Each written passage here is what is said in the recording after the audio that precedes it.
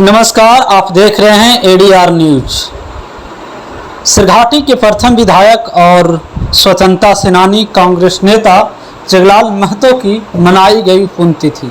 बताते चले, जगलाल महतो स्वतंत्रता सेनानी थे और प्रथम बार 1952 में चुनाव जीतकर सिरघाटी से विधायक बने थे। इनका कार्यकाल में पूरा विधानसभा और ख़ास करके सिरघाटी विधानसभा तत्कालीन विधानसभा में इतना काम हुआ कि आज तक के आज़ादी के इतने 70-72 सालों बाद भी इतना काम नहीं हो सका। जगलाल जागृति मंच के तत्वाधान में बांके बाजार के सर्वोदय मैरिज हॉल में आज पुण्यतिथि मनाई गई, जिसमें आनंदी कुमार, नरेंद्र सिंह, रणविजय सिंह, पवन कुमार, दिनेश प्रसाद, अजीत कुमार, सुमित कुमार इत्यादि नौजवान युवा साथियों के द्वारा संबोधित करते हुए कहा गया कि वह दिन दूर नहीं है जब पूरे समाज के लोग जगलाल महतो के सपनों का विहार बनाएंगे। आज के राजनीति सबसे बड़ी बात यह है कि आज के राजनीति में जगलाल बाबू जैसे लोगों की आवश्यकता है, चाहे वे इमामगंज विधानसभा हो या औरंगाबाद लोकसभा हो। इनके जैसे क्रांतिकारी युवाओं की हमारे समाज में आवश्यकता है, ताकि हमारा क्षेत्र विधानसभा हो या लोकसभा हो, जिसमें हमारा समाज का ही कल्याण नहीं बल्कि पूरे विधानसभा प्लस लोकसभा का कल्याण हो, विकास हो।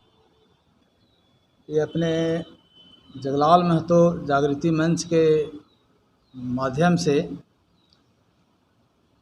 अपने जगलाल महतो जो स्वतंत्रता सेनानी थे और शिक्षाविद रहे और राजनीतिक कर्ता और अपने राजनीतिक गुरु भी उनको कहा जाए तो इसमें कोई शक नहीं है। आज़ाद भारत के प्रथम विधायक रहे और उद्देश्य यही है कि लोगों में जगलाल महतो के जीवनी को जानकर, जगलाल महतो की कीर्ति को जानकर इनके जैसा लोग बने, यही हमारा उद्देश्य है। लोगों में यह संदेश जाए कि जगलाल महतो जितना क्रांतिकारी थे समाज के लिए, देश के लिए, वैसे क्रांतिकारी समाज में लोग पैदा हों या उनके विचार से ओतप्रोत हों, ऐसा हम चाहते हैं। और उद्देश्य यही है कि उनके विचार के लोग अधिक से अधिक संख्या में हमारे समाज के लोग बने। आज सिरघाटी अनुमंडल में भी जगलाल महतो की प्रतिमा पर माल्यार्पण किया गया।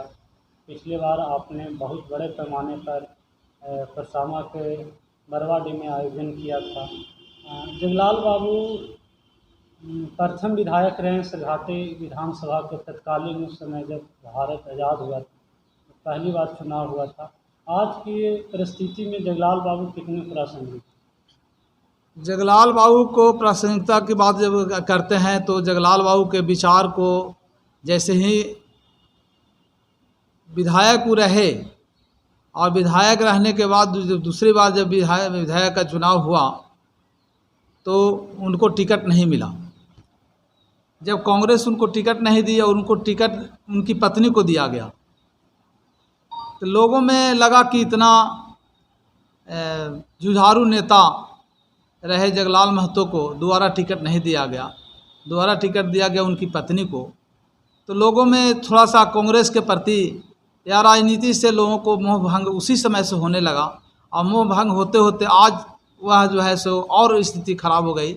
जो उनके समाज के लोग राजनीति से दूर दूर तक नाता नहीं के बराबर रखते हैं।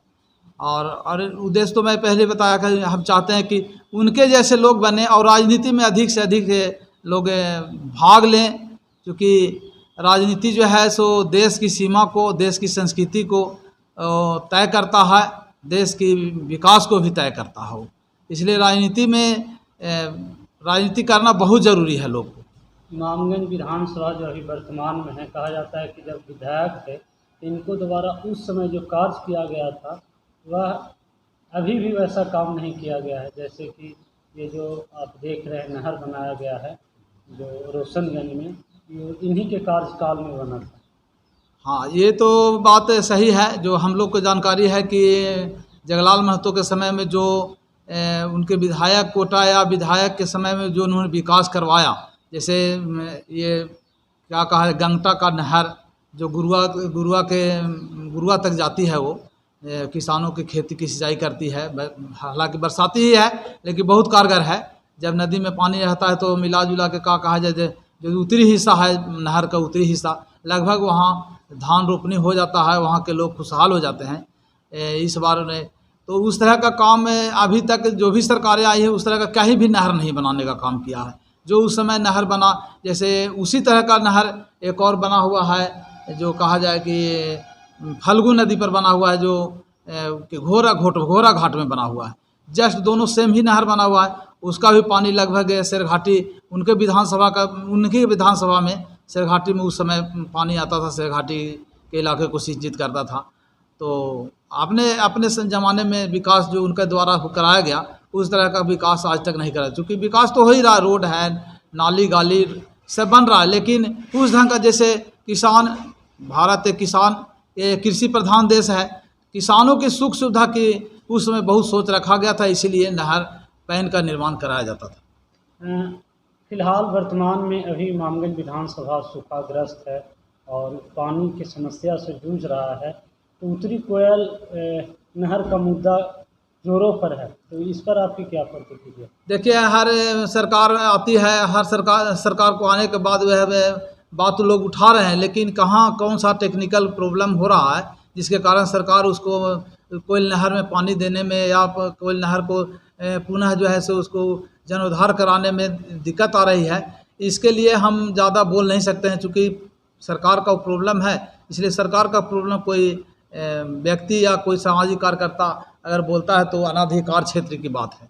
इसके मुद्दा तो उठा सकते हैं हाँ, सरकार के पास मुद्दा उठाने के लिए जिस इलाके में हम लोग जाते रहे हैं उस इलाके के लोग हमेशा वाले मुद्दा उठा रहे हैं, लेकिन सरकार के पास क्या मजबूरी है, किस कारण से नहीं सुन पा रही है, ये हम नहीं कह सकते। सोर नहर का पानी तो इधर भी लाया जा सकता था, मोहर नदी में, या समस्या जब पटना का पानी गया आ सकता है तो सोन का पानी मोरहर में क्यों नहीं आ सकता है?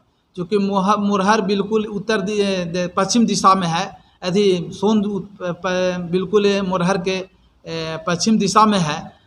सरकार चाहेगी तो उसका भी पानी सोन में ला सकती है। तो एक बार अटल जी के अथी में था कि अटल जी के पास का कार्यक्रम लाए थे कि गंगा चौमुखी योजना, जिसमें नदी से नदी को जोड़ना था, जिसमें गंगा का पानी मोरहर में लाने वाली बात चल रही थी। लेकिन देखिए वो कितना सफल हो पाता है। अब तो उनके पूर्ण बहुमत वाली सरकार है दिल्ली में, लेकिन अगर वो ऐसा सोचती है, अगर उनका प्रस्ताव को अगर कहीं पर रखा हो उनका थी, तो देखे सरकार उसके लिए काम करेगी तो बहुत अच्छी बात है।